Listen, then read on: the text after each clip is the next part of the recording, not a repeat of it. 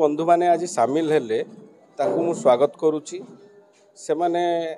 निश्चित भाव में पार्टी बहु काम देवे एवं पार्टी तांको द्वारा बहु उपकृत हम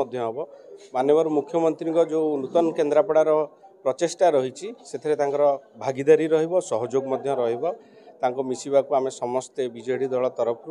ग्रहण करुचु एवं स्वागत करुचु एवं ये मिश्रण खाली एठी सीमित रहुनी जिल्लावारी आज देखिए जदि सबु कोण अनुकोण रे मिश्रण पर्व चली व्यापक परिमाण रे विभिन्न दलरू समस्त कर्मी आसिक बीजेडी दल रे सामिल होउछन्ति। प्रसन्न मना हला प्रसन्न पटनायक विगत 10 वर्ष है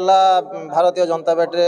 काम करुली एवं दल जहाँ भी काम दौला मु सुचारू रूपे तुलाऊली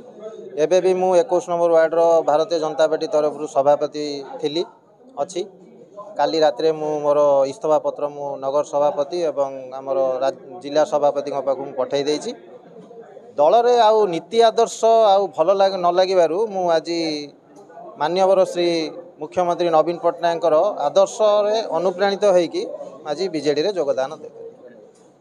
जितेंद्र पंडा मु केन्द्रापड़ा 21 नंबर वार्डर बासिंदा 10 वर्ष धरी भारतीय जनता पार्टी मु थी गोटे सक्रिय कर्मी हिसाब थी माने दल जहाँ भी मत निर्देश दौला मु काम करूली किंतु यही किछि दिन हम वर्ष 2 वर्ष हम